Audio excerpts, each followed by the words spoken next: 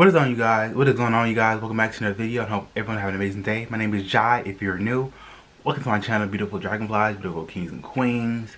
We're back with Mr. Nightmare, and this is 3 Disturbing True New Horror Stories. 3 Disturbing True New House Horror Stories. So sit back, relax. If you are new, like, comment, subscribe, share. Check out my music down in the description below. Get your snacks, relax, and let's watch.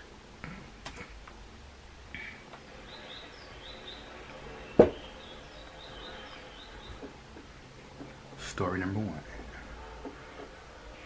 My wife Cheryl and I have been together for 10 years. We got married 2 years ago.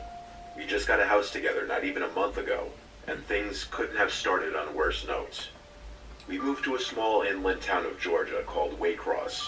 That's all the details I'm giving, though, to avoid any more possible issues. We're on a quiet street with a big property that sits in front of a medium-sized patch of woods, which is one of the factors that really appealed to my wife and I. He's giving us we water plan in to the adopt house. a dog and raise kids here, so we wanted a big property for the dog and kids to play around on. We both work similar shifts. I get home around 5, and I can't she gets live home around like 6 most of the time. deep woods. The first 2 nights in the house went That's just completely me. normal. It was the weekend, so we spent our entire days unpacking.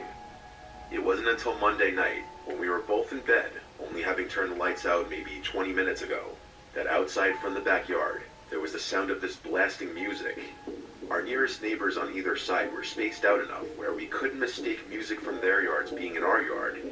It was definitely in our backyard, and it wasn't party music or anything like that. It sounded like very old, staticky, vintage music. The windows were shut, so after my wife and I exchanged horrified glances at each other and wondered where the music could be coming from, I opened my window on my side of the bed, and it was much clearer. There was some song that sounded like it was from the 1940s or something blasting. I later found out after looking up the lyrics that the song name was Who's Afraid of the Big Bad Wolf by Henry Hall. Oh. It has a slight eerie vibe to it for some reason, even though it was meant to be a happy song. But at the time of listening to it coming from our backyard, it was nothing but downright horrifying. Creepy. We were still learning the house, but we figured there must be a backyard light switch downstairs. I ran downstairs to the back door and flicked the light switches next to the door, and one of them turned on the backyard lights. I didn't see anyone in the backyard. I opened the door, and the music was louder, obviously, but as I walked out into the grass, I realized it wasn't coming from the backyard, rather from the woods. The song played to completion as I was outside in the yard, just standing there. They looking obviously around. trying to lure you When in. the song ended, there was silence again. It seemed like someone must have been playing some stupid housewarming prank, but it wasn't appreciated. I went back to my wife and told her it was probably just some kids trying to scare the new ones in town for whatever reason. Hearing myself even say that, I realized how stupid and weird it sounded. Why would anyone do that? The next night, it happened again. A few minutes after we turned out the lights in the bedroom, music from outside started blasting. This time much louder, and the song playing was that song everyone's heard, Tiptoe Through the Tulips. Cheryl and I once again looked at each other, this time in genuine disgust and worry, because we had hoped it was just going to be a one-time thing, but it was happening again. I looked out the window, and this time I could see something on the grass. It wasn't a person, but there was definitely something out there. I told my wife I was going to check it out. She said we should just call the cops, and I said yeah, we will in a second. I went out there with this mindset that I need to establish I'm the man of the house, not just to my wife, but to whoever was thinking they could mess with us just for being the new people on the block. When I was in the yard, I saw the object in the grass was smaller than I had thought, but the blaring, creepy song was coming from it. I realized it was an old radio.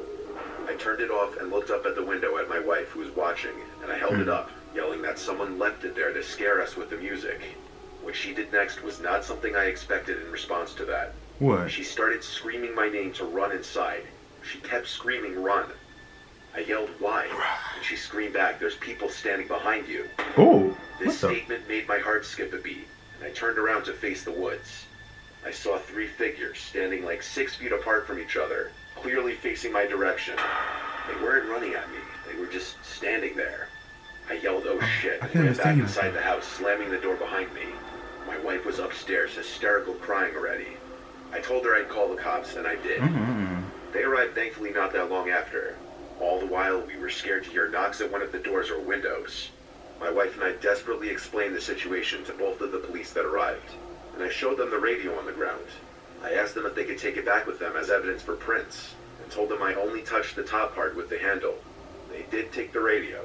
They also checked the front of the woods with their flashlights for a few minutes, probably just as a deterrent to the people in the woods to stop their behavior if they were still there. When the police left, honestly, we went right back to feeling vulnerable and scared. Could it be But thank the Christ the neighbors people that never printed returned. them in a way? This was only a few weeks ago, though. God forbid they came back. I'd try to get it on video. See, I would love to have a house with like a big backyard, whatever the case may be, and just have Y'all wait. a nice big backyard with big After going fences, from living security, with my parents security. for 28 years system. to buying my first house, I'll admit it was a bit of a shock to adjust to. This was July of 2022, so very recently that I moved in. My house is a 30-minute drive from my parents' house, so we're not that far away. Huh. In my parents' house, I would always constantly be awoken at night by my dad going up and down the stairs in the middle of the night. He's basically a chronic insomniac and constantly has to get water or go to the bathroom throughout the night. So having my own place would finally mean peace and quiet. But that doesn't mean my dad didn't pass down his inferior sleeping abilities to me, because I'm a very light sleeper too. The layout of my new house is as follows. A I mean, small don't claim unfinished that. basement with laundry and boiler room. First Make the floor with cycle. living room, kitchen, bathroom, and dining room. And the upstairs with 3 bedrooms and a bathroom. One bedroom I use as an office, another one I use as a little workout room. For the first couple of days, my dad was over to help me bring in furniture and set the place up. The bulk of it was done after that, and it was just minor decorating and smaller things here and there. I'd say a week into moving in, I was practically done with the furnishings and fully at home. On a Sunday night, I could tell I was going to have a rough time trying to sleep because I was wide awake. I took a melatonin and a sleeping pill to help, and within an hour, Oh, I was out like sleep. a baby. Usually when I take these, I sleep through the night without waking up. This night, though, I woke up. A sound from outside my room woke me up. I was so dazed and confused, freshly woken up from an intense dream, that I wasn't thinking clearly. The noises from outside my room were familiar footsteps going up the stairs. Well, we're living My in a gated dad, as community usual, too. waking me up with his middle-of-the-night trips up and down stairs. I tried to drown out the noise and ignore it. I was in such a daze that it didn't even hit me right away, that those footsteps couldn't be my dad's. I snapped back to reality and sat up, listening. The footsteps stopped. Now that I was fully awake, I wondered Illusion. if it was an auditory hallucination.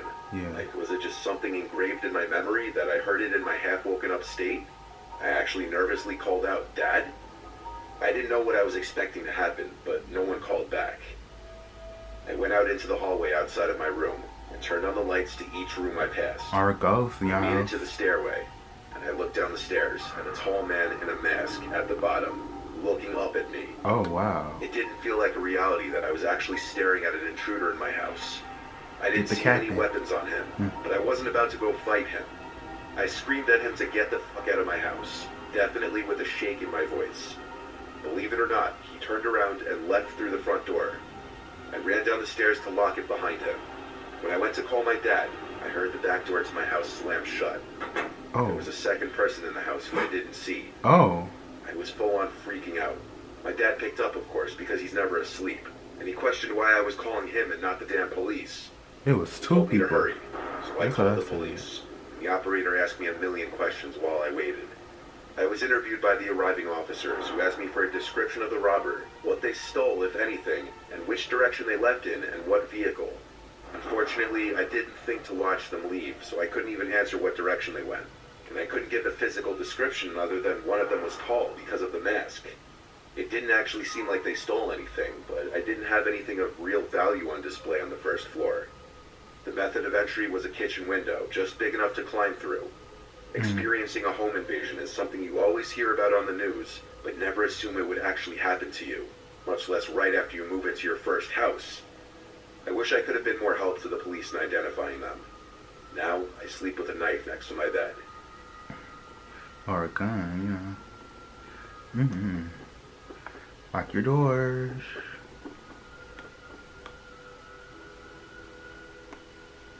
When I bought my current house that I'm living in, right away my next door neighbors knocked on the door and introduced themselves. It's like They Florida. were both as kind as could be on both sides. My house is waterfront on a canal. I wanted a waterfront house because I have a boat, so it was a no-brainer to have the convenience of keeping my boat in the water in my backyard. Okay. A house on a canal, though, means sacrificing privacy in the backyard, as the house across the canal from me looks right into my yard. From the start, even when I went to view this house for the first time, I wasn't the biggest fan of the house across the canal. It just looks like it hasn't been taken the best care of, and it's kind of an eyesore when I'm sitting in the backyard. For almost 2 weeks after moving in, I'd look out my window before bed every night to the house across the canal to always see the lights out. The house was always pitch black. I wondered if maybe it was a second home for whoever owned it. But then one night, things changed.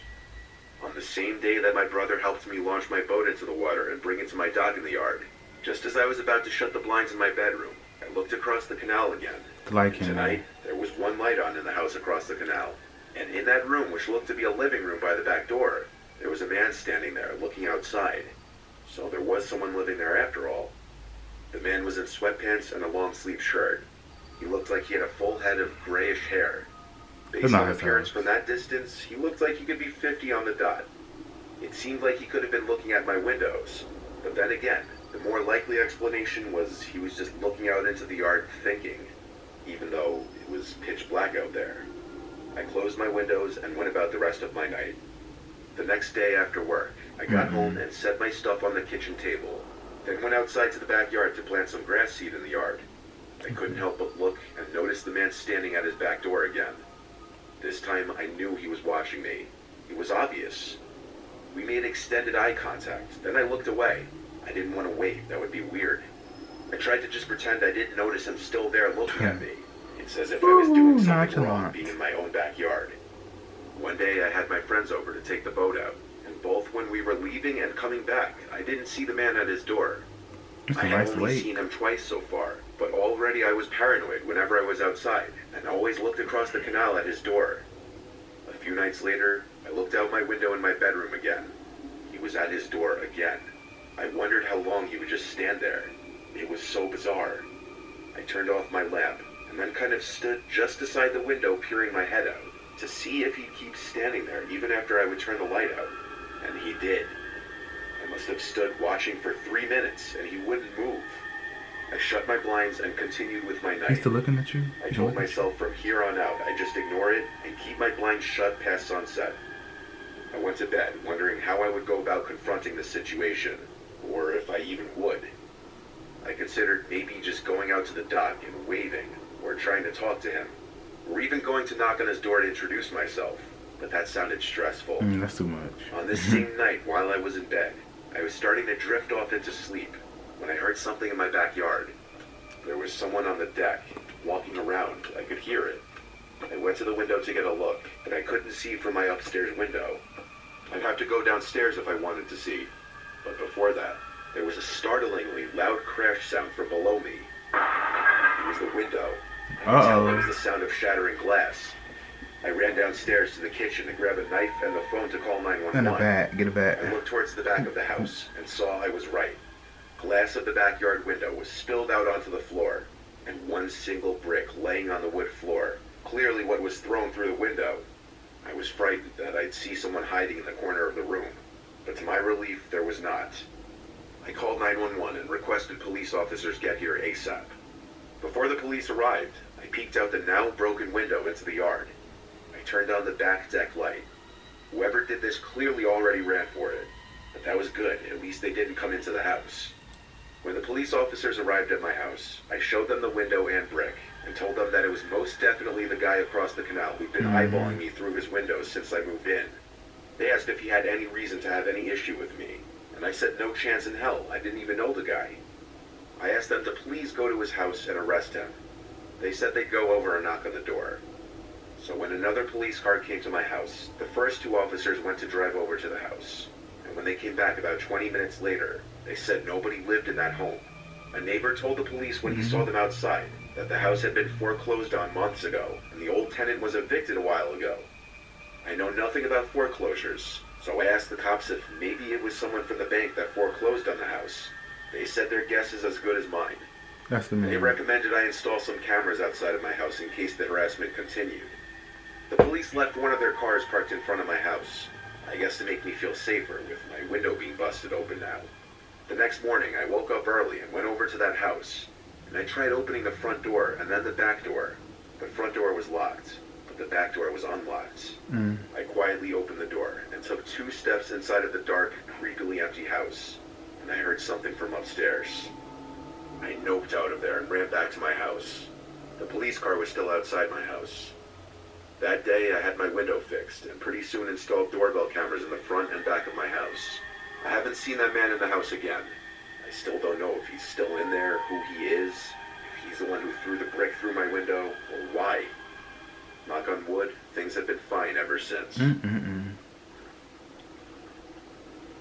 If the police is still there when you was checking the house, you'd be like, come on, let's go check out this house right quick. Then y'all both would have heard something. Then yeah, the police would have did his business and everything. But yeah, that is so creepy and scary. Like, you harassed me for what? And like, it's just so creepy. Like, leave me alone. And yeah, like I said, I would live in a gated community, a big backyard with big fences and all that, and just, yeah, that's what I'll do. So thank you guys for tuning into this video. Have the most awesome positive day. Stay grateful, stay blessed, and until next time, you guys.